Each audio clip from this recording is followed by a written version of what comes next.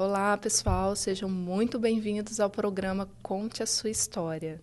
Eu sou a Jaque Reis, sou uma das integrantes do projeto, um projeto com o objetivo, de contar histórias inspiradoras, histórias de superação e que talvez possa, te ajudar a você a lidar aí com algum momento que você esteja enfrentando, e essas histórias vão contribuir muito na vida de vocês. Hoje nós temos uma convidada muito especial, Agnes Alencar. Uma honra estar no primeiro programa, compartilhando a nossa história de amizade, de coisas que nós enfrentamos juntas. Nós vamos contar aqui com o maior prazer. É uma honra estar aqui. Eu que agradeço. Eu acompanhei essa história, por isso que eu fiz questão que você estivesse aqui, com a gente hoje. A Agnes, para vocês que estão nos acompanhando, ela é uma amiga muito querida e quando eu comecei a treinar, a fazer atividade física, eu fui treinar no mesmo local que ela já treinava. E eu entrei ali, um pouquinho na minha, quietinha. E aos pouquinhos eu fui, conhecendo você, as outras meninas que fazem parte do nosso grupo ali. E durante esse período de treino, a Agnes começou a compartilhar com a gente que ela estava fazendo os exames, né? Eu lembro disso. Foi. E a gente não queria acreditar, né? A gente sempre falava, vai dar tudo certo, não é nada não. O início é sempre complicado, mas eu fico pensando como que Deus age, na vida da gente, assim, como Ele nos uniu de uma forma tão extraordinária. Porque lá na frente ele sabia que a gente ia passar pelo câncer de uma forma estranha, né? Eu falo que foi estranho, assim. Duas amigas tão próximas, a gente se conheceu ali no cross, na boxe, curtindo muito. E hoje eu entendo que eu estava preparando o meu corpo. Porque eu passei por muito tempo, fui sedentária. E do nada eu me encontrei num esporte tão desafiador, né? Que CrossFit é punk. E me encontrei ali. E depois eu entendi que era uma preparação. Que Deus me colocou naquele lugar para preparar meu corpo pelo que estava por vir. E ali dentro eu encontrei pessoas. Você e a nossa turma, que foi minha rede de apoio.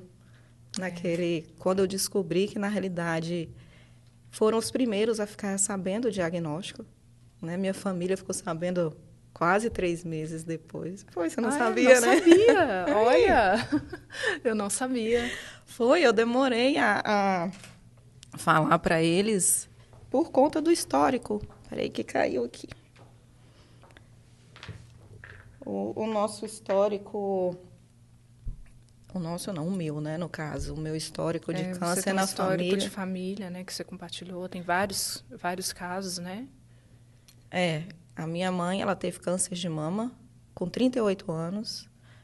Aí hoje caiu, vou deixar assim. Aí eu não sei se ele quer vir colocar. Não tem problema não. Deixa eu voltar, contar a história da família, né? Sim. A minha mãe teve câncer de mama com 38 anos. Nova, né, para a época. E aí, desde então, quando ela recebeu o diagnóstico, ela fez o tratamento todo, nós somos do interior, e ela saiu do interior para ir para Belo Horizonte fazer o tratamento, então ela afastou da família. E naquela época, 30 anos atrás, né, antigamente era um diagnóstico pesado. Hoje não é mais. Graças a Deus, né? As coisas melhoraram muito, a tecnologia, a medicina, tudo. E aí ela não conseguiu, ela teve metástase na cabeça e tal. Eu tinha 14 anos e ela veio a falecer. Então, desde então, teve vários casos de câncer na minha família. Eu tive 2 tias, minha avó faleceu de câncer, meu avô, pai, mãe. Então, o câncer ele sempre foi muito pesado dentro da minha família. E teve uma época da minha vida que eu falava assim, gente, o dia que eu tiver o diagnóstico, eu não vou nem querer tratar, porque o fim era sempre o mesmo. É porque já tem essa questão cultural, né? Falou que tem câncer como se fosse uma sentença de morte, Como se fosse né? uma sentença. Então, eu acredito que por isso que muitas pessoas... Isso acho que está começando a mudar agora. De começar a olhar o câncer com um olhar de cura. Sim. E eu percebo isso exatamente porque, assim, as pessoas até se assustam quando vê um paciente oncológico lutando, reagindo, tendo qualidade de vida. Então, como ficou, né, desde lá de trás, né, as pessoas vêm com esse câncer, é uma sentença de morte, né, as pessoas carregam isso ainda. Então, quando né? Porque a medicina está cada dia mais ficando moderna, né? O meu oncologista mesmo falou isso. Ele falou, o seu tratamento, pacientes aí de 5 anos atrás não fez o tratamento que você está fazendo hoje, imagina. Eu me senti, assim, privilegiada. Privilegiada, eu também. E aí, como tem esse peso do câncer na família, foi o que me fez segurar, de não contar para eles, principalmente por parte da minha mãe. E não por mim, eu não quis contar, assim, para me poupar, foi por eles, porque já era tão pesado para eles, eu vi um sofrimento tão grande neles que eu não quis passar. Então, eu demorei para contar. Eu esperei começar o tratamento, ver como que meu corpo ia reagir, entendeu? Para depois eu falar. Mas aí, as fotos, o cabelo e tudo, foi entregando, né? Chega uma hora que não tem como esconder. Esconder, não. Vai ter que ter a conversa, né? Sentar e conversar, não tem jeito. As conversas difíceis. Difíceis. Eu lembro, né, que quando você chegou falando para a gente, né, lá para o nosso grupo, que você iria iniciar o tratamento, eu lembro que eu falei com as meninas, eu falei, olha só, tudo que ela precisa é de apoio. Eu não faço a menor ideia do que ela vai enfrentar, não consigo ter ideia de como que é receber esse diagnóstico, mas a única coisa que eu sei é que ela vai precisar da gente, do nosso apoio. Eu falei, então, vamos estar lá para ela. E eu lembro que eu cheguei em casa e falei com meu esposo sobre isso. Eu falei, amor, tem uma amiga que vai enfrentar uma barra. Eu não consigo imaginar o que ela vai enfrentar. Eu não sei o que é estar no lugar dela. Eu falei, só vou precisar dar todo o apoio para ela. Eu lembro que eu falei isso com ele. E eu recebi. E ali a gente começou a te colocar para cima, até nos momentos mais difíceis. Eu acompanhei todo o seu processo, todo, do início ao fim. Vocês mandaram para mim, não sei se você lembra, uma orquídea. E ela, todo ano, ela floresce, na mesma época. Na mesma época, quando eu recebi o diagnóstico, quando vocês ficaram sabendo. E se vocês me enviaram, porque a gente estava em pandemia, né? Tem que contar esse detalhe. Eu estava... Verdade, ela recebeu o diagnóstico exatamente no lockdown. Quando deu o lockdown. No lockdown, aí você tem que tomar uma decisão. Cara, tem o Covid. Eu enfrento o Covid, eu enfrento o câncer. Para mim, não tinha nem como escolher. Eu falei, não vou deixar. Os dois podem me matar. Todos os dois podem me matar. Tava uma loucura, né? Foi uma muitos loucura casos de pessoas, né, que no início, no lockdown, você pegava Covid, era praticamente, né? Todo mundo. Aí foi uma época muito estranha. E como foi para você, né? Justamente isso. Receber um diagnóstico de câncer e ainda no meio de uma pandemia que estava assim, né? Levou muitas vidas. Como é que você se sentiu no meio disso tudo? Cara, eu aprendi a olhar com outra visão para as coisas, principalmente naquele momento. Eu vi coisas boas no Covid. Estava um lockdown. Tudo que eu precisava passar de exames pré-tratamento, que a gente faz o rastreio, né, no corpo todo para saber se o tumor está ali só naquele lugar. E esse processo todo de exame, de colocar catéter, de tudo, durou só um mês. Da descoberta, do diagnóstico para saber, fazer biópsia para saber qual tipo de tratamento que eu ia fazer, o tipo, né, o HER2 positivo, não sei o que tipo de tratamento. Foi só um mês. devido às pessoas terem afastado por causa do Covid. Então, até isso eu me senti grata, porque a gente sabe que o processo é longo. Principalmente, graças a Deus, eu tenho um plano de saúde.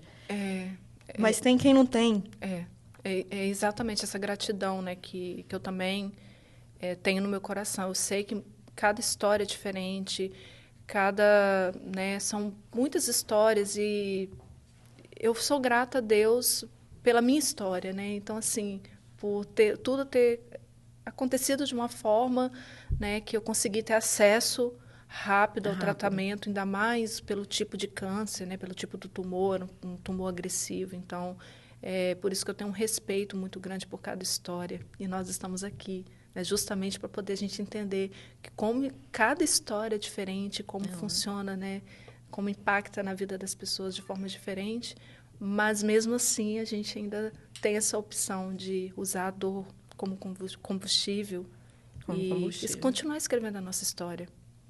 É verdade. Inclusive, o tipo é o mesmo, né? O meu e o seu, nós tivemos o mesmo tipo. O mesmo tipo. Como que cada corpo reage de uma forma diferente. Eu lembro, né? Não sei se você lembra disso. Exatamente no dia que eu senti o nódulo, nem passava pela minha cabeça que poderia ser um câncer, né? E você foi lá em casa de tarde tomar um café, você lembra? Lembro. E você chegou... O coração chegou. Eu cheguei, você chegou, eu falei assim, amiga, coloca a mão aqui, que tem um carocinho aqui. Eu falei, que é isso? Inacreditável. E você colocou a mão, eu lembro, colocou a mãozinha aqui, você falou, não é nada não, amiga, fica tranquila. E eu fiquei tranquila, porque não passava pela minha cabeça, Nunca. né? Não imaginava. E eu fiquei tranquila. E até nisso, né? Exatamente no dia você estava lá. Foi. Presente, Quando né? a gente passa por um momento, né, no caso eu tive o câncer em 2020, foi o ano que eu fiz o tratamento, aí depois eu fiz várias cirurgias. E logo depois que o meu terminou, que você começou a sentir essas coisas, a gente passa por um momento de delicadeza tão grande que você não deseja para ninguém. Por mais que eu tenha crescido muito e eu tenha sentido Deus na minha vida, que eu fui carregada. Eu nunca tinha sentido a presença divina tão nítida, mas por mais que a gente se entregue, que foi o que eu fiz. Eu entreguei no início, quando eu tive o diagnóstico, aquele primeiro momento louco, né? Você fala, meu Deus, e agora? Mas mesmo tendo esse histórico, né, familiar, você sentia que você ia enfrentar isso algum dia ou você não passava por isso na sua cabeça? Mesmo você fazendo acompanhamento, fazendo os exames, né, porque tem que ser feito quem tem histórico de família, tem que fazer esse acompanhamento, mas você passou pela sua cabeça algum dia assim que eu vou ter que enfrentar um câncer ou você só seguia o protocolo mesmo? Eu segui o protocolo. Eu tinha que ir, né? Desde 20 e poucos anos que eu já fazia mamografia, tanto que eu tinha que dar explicação para o plano por que eu estava fazendo mamografia tão nova. Porque toda a vida eu tive nódulos. Mas hoje eles falam fibroadenomas, né? Não é nada, não são esses nódulos, não vira câncer. Mas é engraçado que lá dentro eu não sei, eu achava que um dia eu ia passar por isso. Não sei por quê. Eu acho que a gente sente ou você presencia tanto, né? Mas nunca fiz o teste, nunca tinha feito o teste genético, nunca quis fazer, até porque a cabeça era tão pequena que eu falava, se eu fizer o teste genético e der positivo, e aí, o que eu vou fazer? Hoje eu entendo o porquê que tem que fazer o teste genético. É melhor você evitar passar por isso tudo do que você esperar. Enfrentar o medo. Então, foi meu maior desafio, assim, quando eu recebi o diagnóstico. Que eu falei, e agora, cara? O que eu vou fazer? Olhar para minha filha tinha 4 anos. É o mar doído. Que eu olhava para ela, o meu esposo não acreditou. Ele queria que eu repetisse todos os exames, de tão surreal que é você receber um diagnóstico de câncer. E aí eu lembro que eu fui no mastologista levar o resultado, que eu já sabia o que era, que eu li. Só que a gente fica tão, assim, na esperança de não ser aquilo ali, que eu perguntei para ele, eu falei, me explica o que é isso. E ele falou, você está com câncer. Oh, eu falei, tem cura? Foi minha única pergunta. Ele falou, 5, 10 anos atrás, eu ia te falar que entrega porque a gente não sabe. Hoje não, hoje tem cura e você vai ser curada. Eu te entendo. Eu te entendo porque foi praticamente quase a mesma fala que o meu oncologista falou também. Ele falou, olha, se você demorasse 3 meses para procurar ajuda, a gente não ia te garantir que esse tratamento que você vai iniciar ia funcionar. E é isso que, para mim, foi o mais assustador, porque eu não tinha câncer. Acordei com um nódulo e descubro que se trata de um câncer agressivo, que se eu demorasse 3 meses, o tratamento ia ser incerto. Isso que para mim foi o mais assustador, acho que de tudo, sabe? E ali eu percebi que realmente a gente não tem controle de absolutamente nada, nada. Eu chorei mais no seu diagnóstico do que no meu. Que loucura, né? Eu não queria que ninguém passasse por aquilo, como eu não quero. Então, exatamente. Quando você tem uma pessoa tão próxima, quando eu vi, eu lembro que você me mandou. Nossa, eu estava treinando, porque né, eu consegui continuar ali. Quando eu li aquilo, eu me acabei.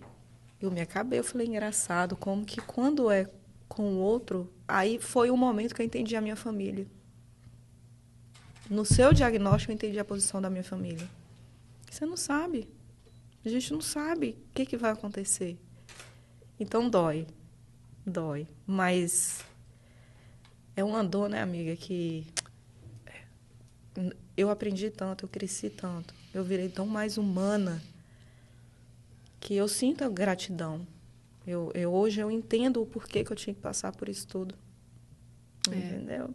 No final, a gente consegue entender um pouco o porquê que a gente passou. Por mais que algumas pessoas, às vezes, não entendem. Acho que é por isso não, né? A importância do programa, né? Conte a sua história justamente para as pessoas poderem entender um pouco a nossa visão. Nós, pacientes, de estar enfrentando a doença. Eu entrei em modo automático, né? Eu falei, vamos enfrentar o tratamento, vamos né, seguir fazer o que tem que ser feito, mas chegou um momento que realmente pesou, né? Veio a realidade. Eu senti. Você sentiu isso em algum momento ou você enfrentou tudo mesmo consciente do que você estava passando? Porque como eu estou te falando assim, né? Você demorou mais. Demorei, Você demorou mais. Eu ouvi, né, o que o oncologista falou, eu sabia o que eu estava enfrentando, mas era como se ainda eu não tivesse processado. Eu só fui seguindo o protocolo porque eu sabia que tinha que fazer, né? Mas a ficha mesmo foi cair no meu último dia de quimioterapia. No último? No último. Oh, que doideira. Foi. O meu foi no primeiro. Falei, estou aqui. Vamos embora. Então, a minha ficha caiu no primeiro. Quando eu cheguei para fazer, depois que eu tinha passado pelo oncologista, eu quero contar o caso da consulta. Sim. Então, assim, a primeira caiu minha ficha. Eu falei, agora já fiz tudo que eu tinha que fazer, a minha parte como físico, né, o corpo físico que eu tinha que fazer de exame, de cuidar do meu físico, eu fiz. Então, ali eu já não tinha mais nada o que fazer. Eu entreguei. Mas minha ficha caiu ali, na primeira químio. E a consulta com o oncologista? Gente, Deus coloca pessoas extraordinárias na vida da gente, pessoas que realmente vai te tocar. E aí, depois que eu passei pelo mastologista, né, ele me encaminhou para um oncologista. E o mastologista que eu ia, sabe quando você pega a folhetinho do plano e vai e passa assim e fala, eu vou nesse? Fui nele. E foi ele que olhou para mim, puf, vambora fazer exame, que não toque, eles já sentem, eles já sabem. E ele me encaminhou para um oncologista. Eu nunca tinha ido a um oncologista, nunca nem, mesmo com todo o histórico. Muito novo, né? Um mundo novo para gente. Um mundo novo. E eu já cheguei com tudo para ele, com tudo pronto, com tipo, com tudo pronto para ele. Ele pegou todos aqueles exames e fez assim, ó, colocou de lado. Ó, não esqueço nunca de ele colocou de lado.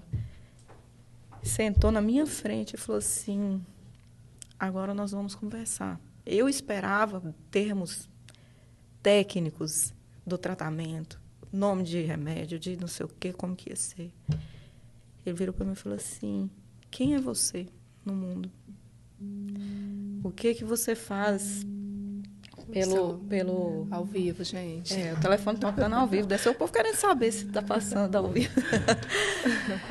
Aí ele pegou um papelzinho, desenhou o mundo, fez uma cruz. Eu não esperava nunca que o médico fosse falar de espiritualidade. Uau. Sério, eu fiquei assim, gente, porque hoje a gente está tão habituado aí, eles nem te olham, né? Hoje em dia está tão complicado. Está tão muito... o lado humano, né? E quando eu me deparei com a pessoa me olhando no olho e falando quem eu era, qual era o meu propósito de vida, entendeu? Me explicando. Ele meio que queria dizer, você vai passar por um processo, mas creia que Deus está com você, você precisa ter um propósito na sua vida. Sem propósito, a gente não é nada. Ali, aquele dia, eu senti que eu estava curada. Que eu ia passar por todo o processo físico que tem que passar, mas espiritualmente eu falei, minha cura começou hoje.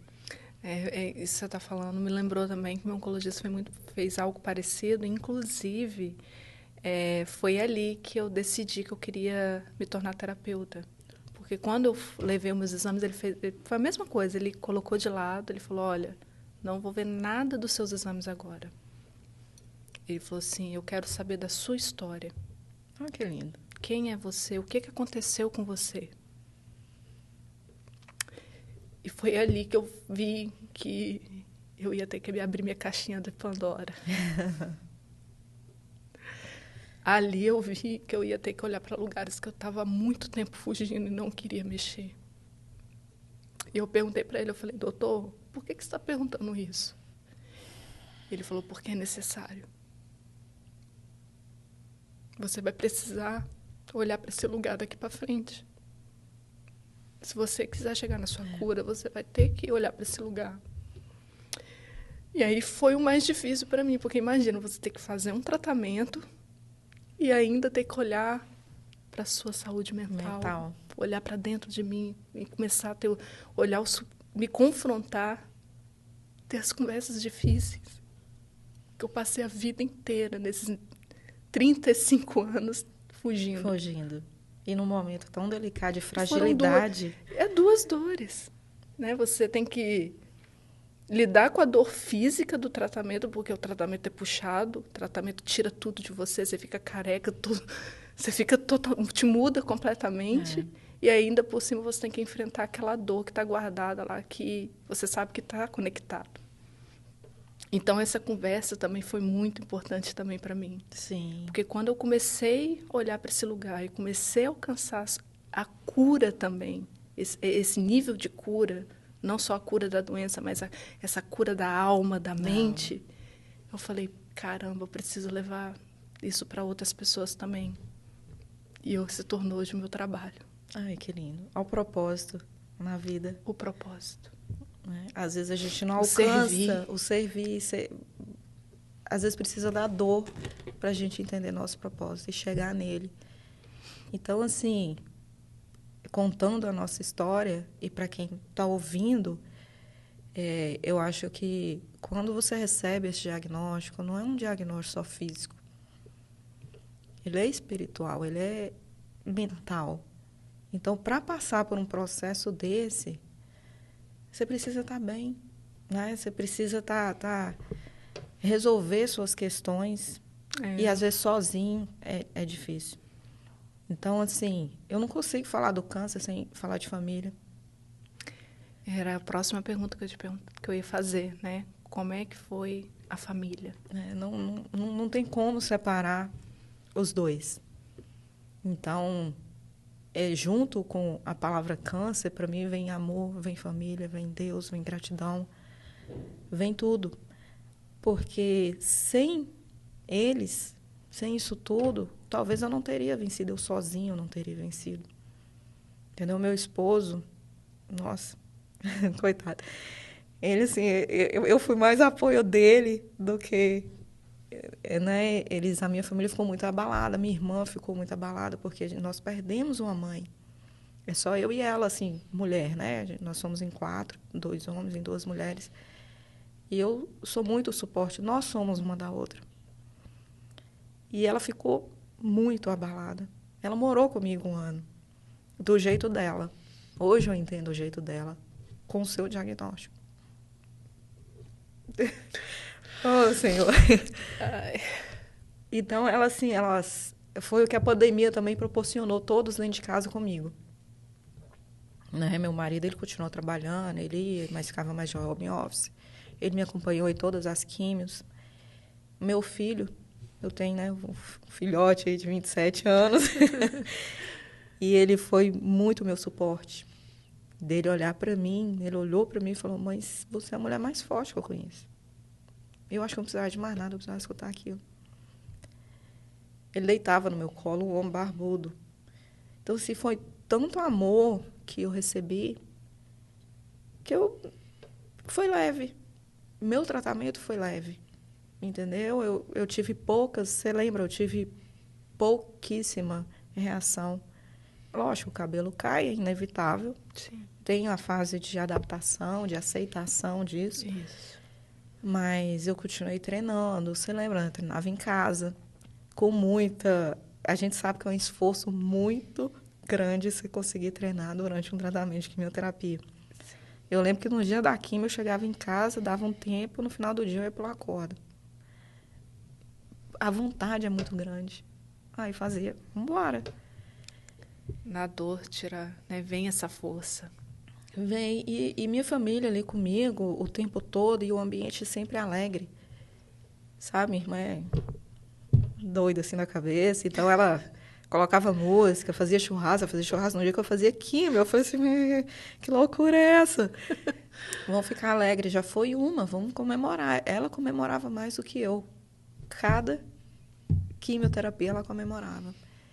E, assim, foi fantástico esse momento, esse ano que eu tive, com eles todos presentes. A minha filhinha, né, tinha 4, 5 aninhos.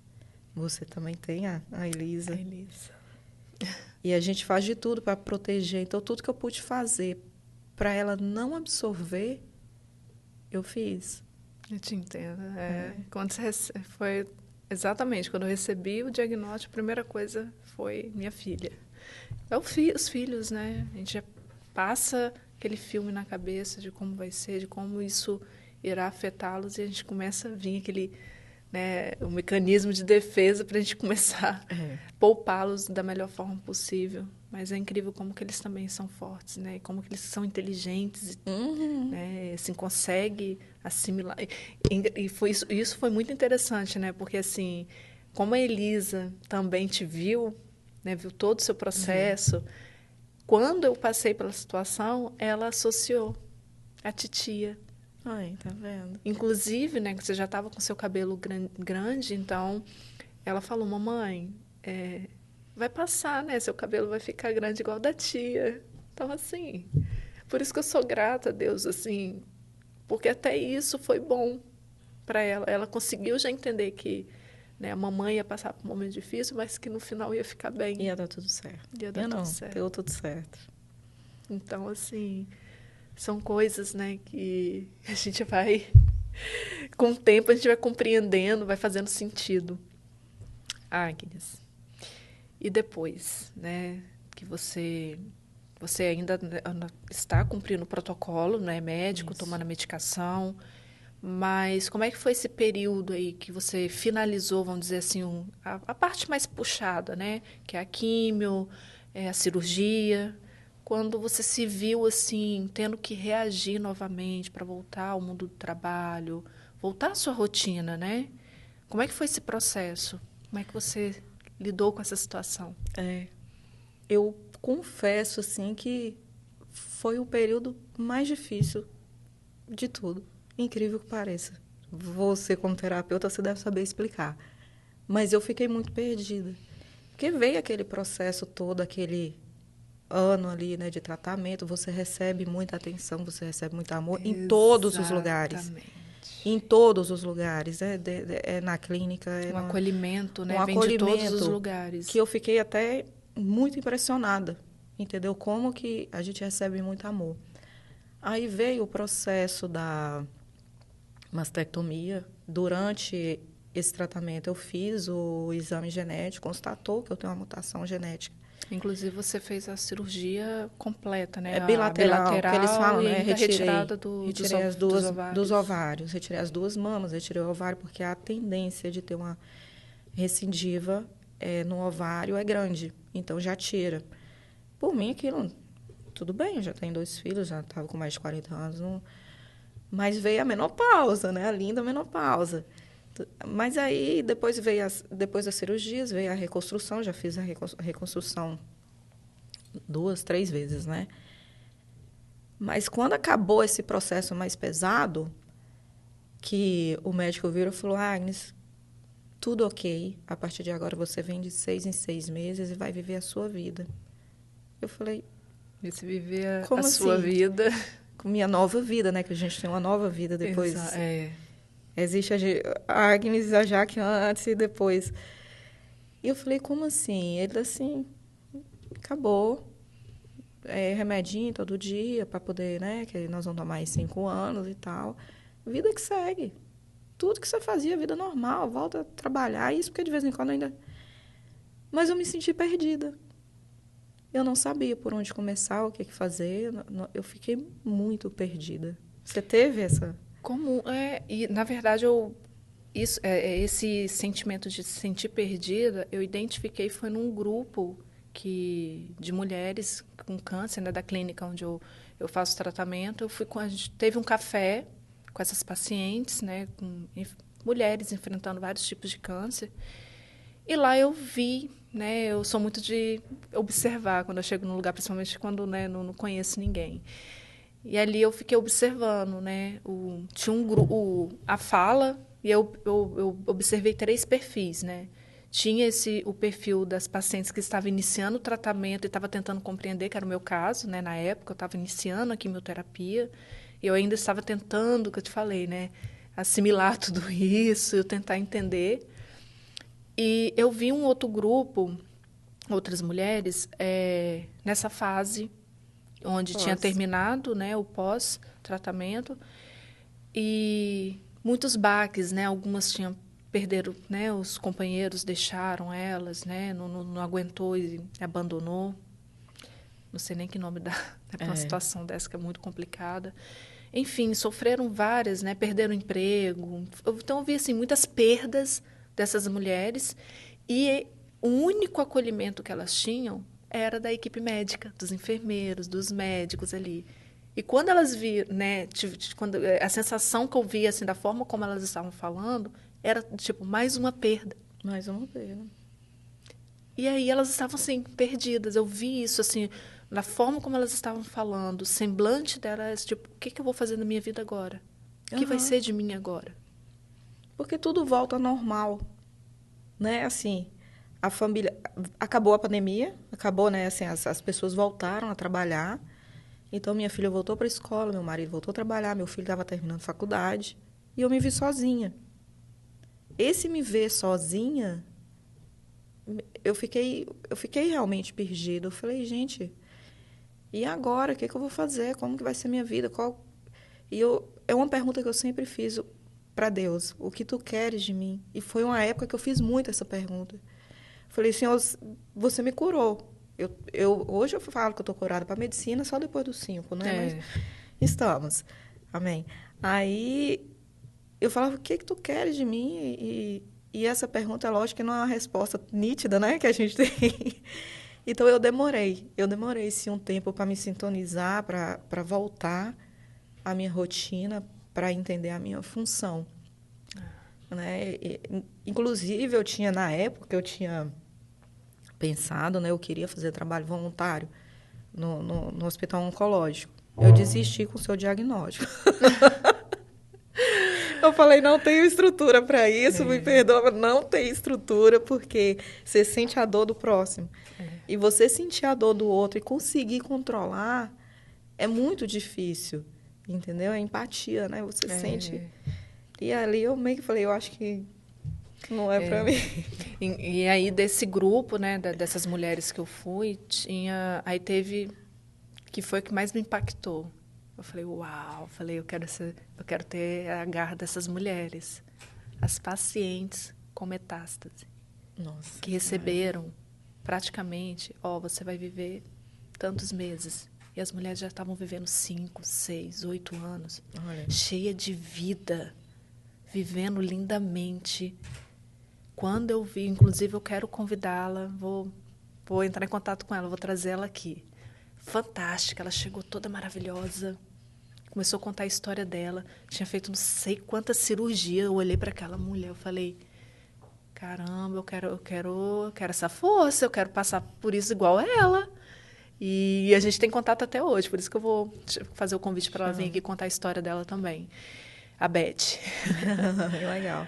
A Beth, eu fiquei assim, eu saí de lá, assim, quando eu vi esses três, né, eu olhei para essas 3 posições, tive empatia, eu falei, não consigo imaginar como que você ter esse monte de perda, né, num momento tão doloroso que você precisa de apoio das pessoas que estão ali e, de repente, eu não consigo imaginar esse lugar, né? Apesar que eu tive outros tipos de situações, mas dali, naquele dia eu falei, eu vou lutar, eu saí determinada a lutar e foi assim que eu passei por todo o processo, mas eu estive nesse lugar que você me perguntou, eu chamo o lugar do nada.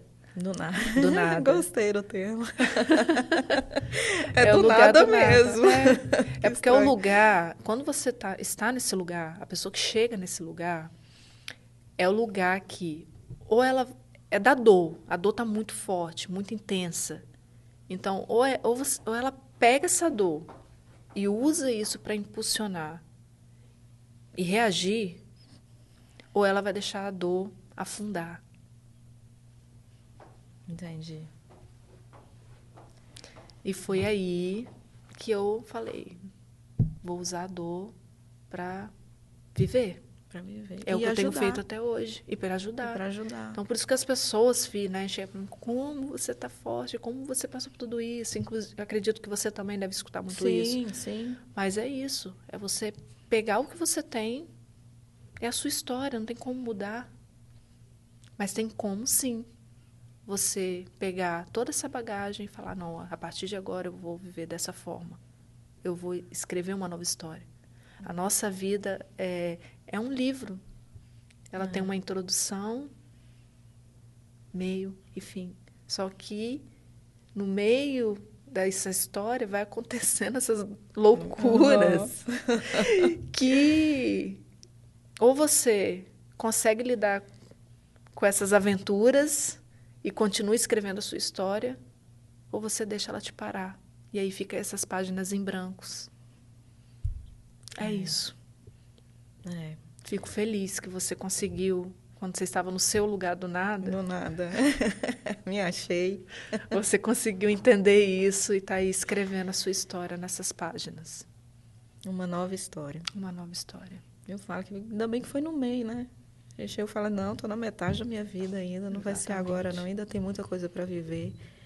E eu descobri algumas coisas, né? De a gente viver só pra gente não é legal, sabe? Assim, você ajudar o próximo, fazer pelo próximo.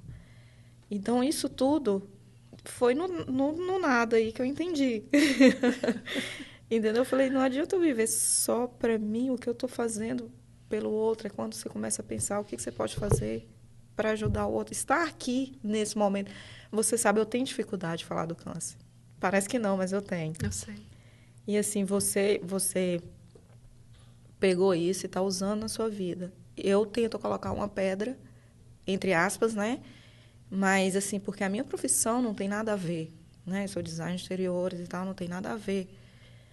Mas eu precisava pegar aquilo e dar um novo sentido dentro da minha área para eu conseguir fazer pelo próximo. Então, assim, a palestra, falar sobre o câncer, a primeira palestra que eu dei foi muito difícil, que foi logo depois. Mas eu falei, tá aqui para mim é um desafio, falando porque vem toda a história familiar, vem toda a história minha. E faz parte de você, né? De quem eu sou hoje. E tem a história da minha filha, porque eu tenho um câncer genético, eu tive um câncer genético, eu tenho uma mutação. E eu olho para ela, ela também pode ter a mutação.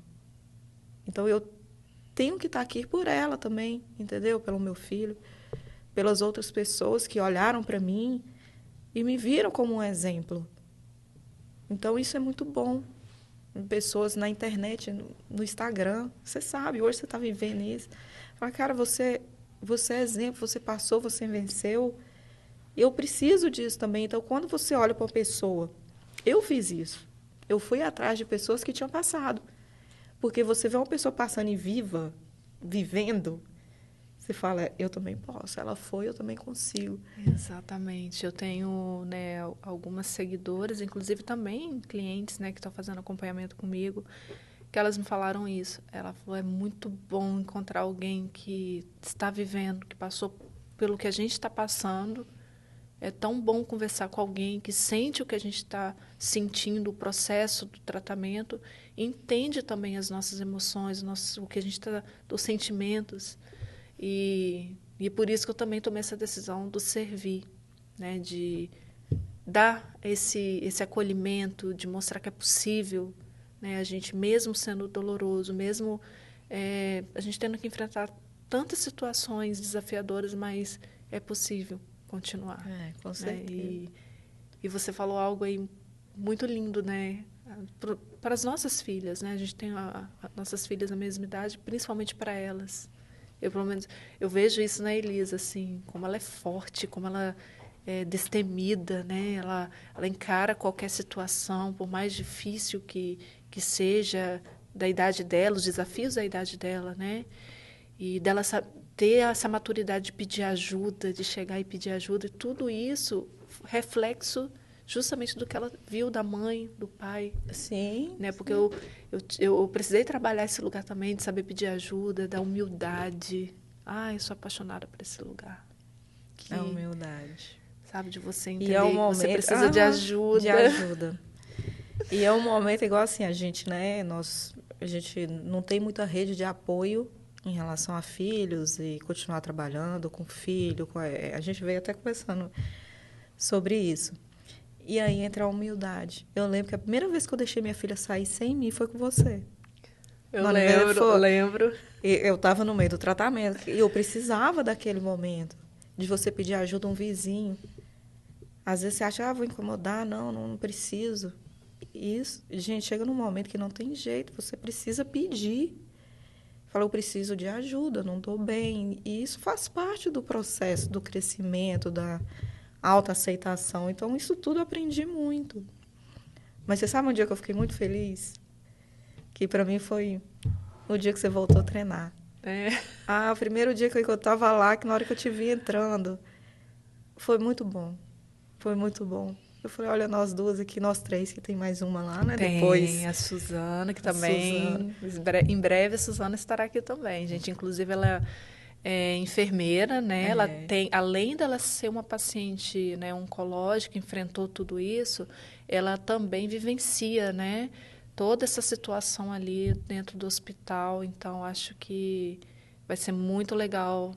Ouvir a história dela, fantástica. Ela está aqui compartilhando a história dela e a vivência dela também dentro dos hospitais. Então, com certeza, farei o convite para ela estar aqui com a gente, porque vai ser incrível. Acho que a ideia, a proposta do programa é esse, né? Mostrar o processo do câncer. Ele é dolorido, mas é possível vencer. Né? É possível passar por ele e aprender com ele. Sim, tem assim... É uma escola, literalmente, né? Tantas descobertas, tanta informação, assim, que... e eu vejo exatamente isso aí, como que a proposta do programa Conte Sua História é justamente isso, mostrar para as pessoas toda essa informação que é desconhecido. É desconhecido. Então, quando você começa, pelo menos comigo, né? Assim, quando eu estou conversando com alguém, que eu começo a contar como é que foi, né? Como que as orientações médicas, toda essa experiência, eu vejo assim como as pessoas ficam, uau, não imaginava, né? Que era assim que funcionava. E é assim, é real, existe. A dificuldade de conversar sobre isso, assim, enfim, mas a gente, né, só começamos, assim, tem histórias incríveis, né? Dentro da minha profissão, assim, a gente está conversando aqui sobre o câncer, né, que é um assunto em comum, mas, assim, tem muita história de superação, assim, incrível, incrível, incrível. Eu imagino. Eu acho que toda pessoa, ela passa por um momento na vida, né, de complicado, que precisa aprender com aquilo ali. Eu falo que é ressignificar. E a dor, né? Quando eu falo dor, é dor. Cada um sabe a cruz que está carregando. É aí que eu falo que, né, é a questão do julgamento, né? Não existe julgamento nesse momento porque é a sua dor, é a minha dor. Cada um de nós aqui, nós temos as nossas dores. E a gente sabe como pesa.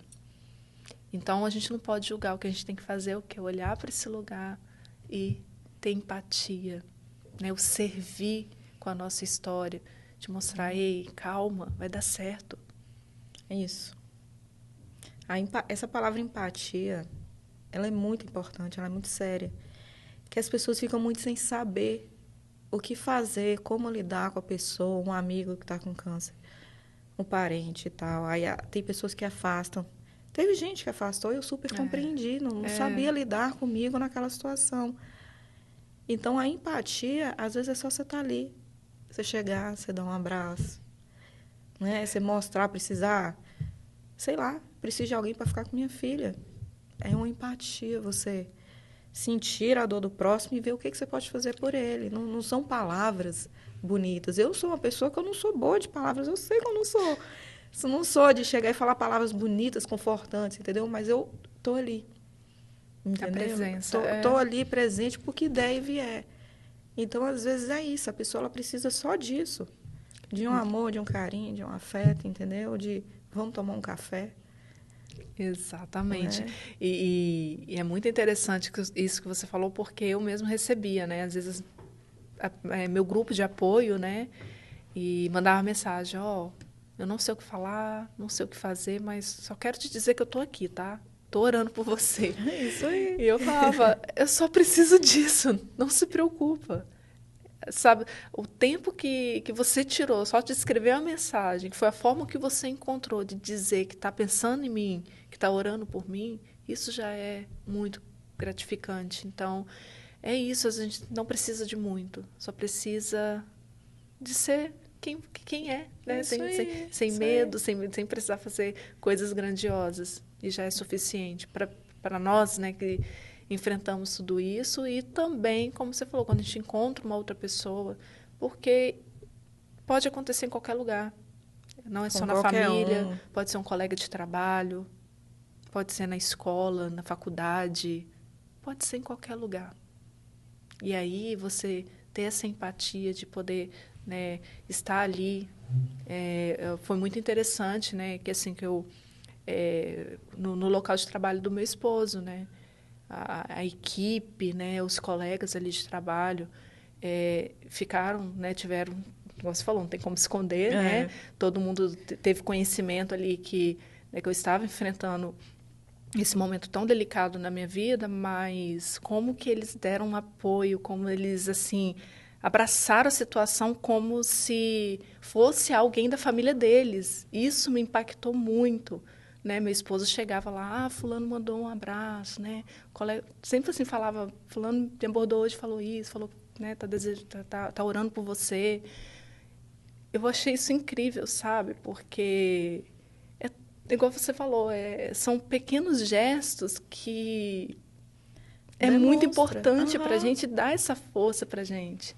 De saber que tem ali pessoas vibrando pelo seu sucesso, para você passar por isso, alcançar a cura. Então, assim, e para o meu esposo também, né? Eu vi, assim, como foi importante para ele também, porque é o trabalho dele, era o sustento da nossa família, né? É o sustento da nossa família. E para ele foi muito importante ter esse, né, Apoio. esse apoio ali Porque eles precisam de força para dar força pra gente. Então, tem que vir de algum lugar. Então, você vê, é uma rede mesmo, né? Eu te ajudo, outra pessoa me ajuda para eu poder te ajudar. E vai assim, a corrente do bem. E aí aquilo a gente não sabe o dia de amanhã, né? A gente não sabe se um colega também pode passar por essa situação ou algo semelhante, né? Como eu falei, dor é dor, não importa.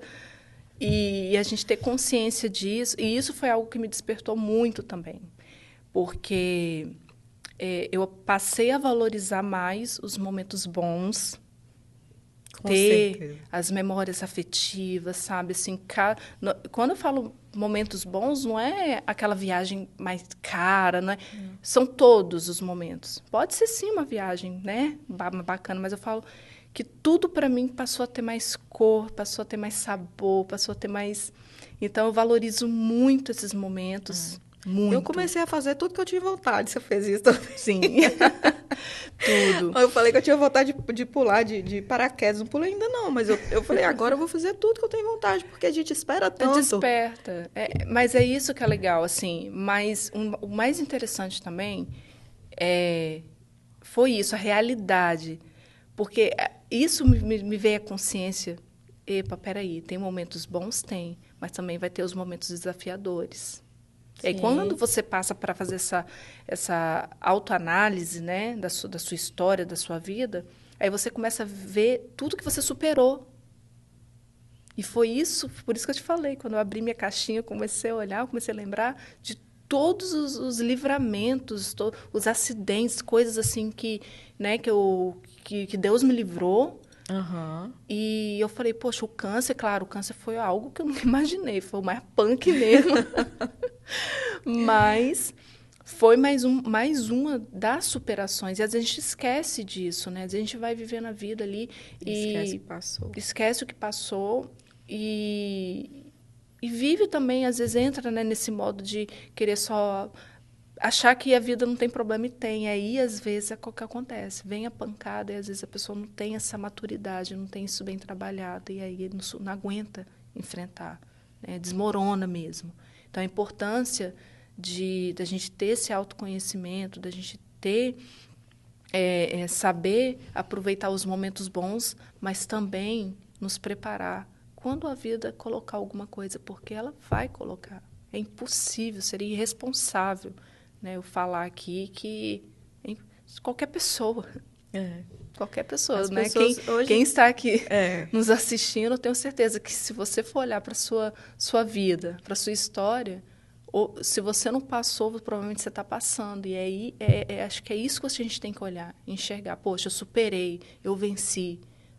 Então, você dá valor aos momentos bons, né? História em famílias, memórias afetivas, mas se surgir alguma coisa, você vai conseguir lidar com ela muito bem, porque você não fantasiou uma vida perfeita, você apenas está vivendo a realidade e construindo uma linda história. Ah, com certeza. Eu recebo hoje, normalmente, dois tipos de perguntas sobre o câncer.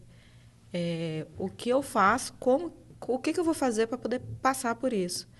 Eu falo assim 3 coisas. Primeiro, ter fé, independente da sua religião, acredita.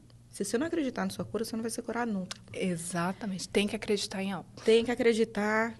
Então, assim, eu falo, primeiro tenha fé, acredite na cura. Faça atividade física.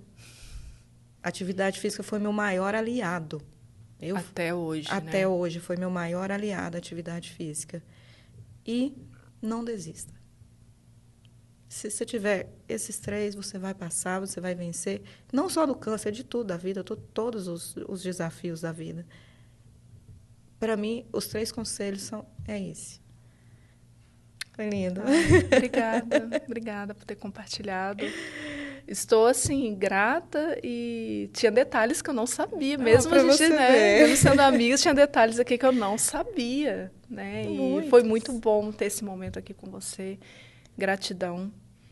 E que você continue usando esse momento tão doloroso que você passou para continuar te impulsionando aí na sua vida, para você continuar construindo sua história. Sucesso E saiba que você tem um grupo de apoio muito bom, eu sou uma delas. Obrigada, eu que agradeço estar aqui hoje compartilhando com você no primeiro episódio importantíssimo. Eu falei sobre o propósito da sua vida maravilhoso. E é muito bom poder contribuir. E vamos juntas sempre, né? Nossa Sempre. história só está começando. Só começando. Obrigada. Obrigada a todos, né, que estão assistindo. E é isso, gente. Vai ter muitas histórias aqui que vocês vão se surpreender, vão ser emocionante. E a vida nos pede coragem, mas também nos pede posicionamento. É isso. Obrigada. Que lindo. Adorei. Também.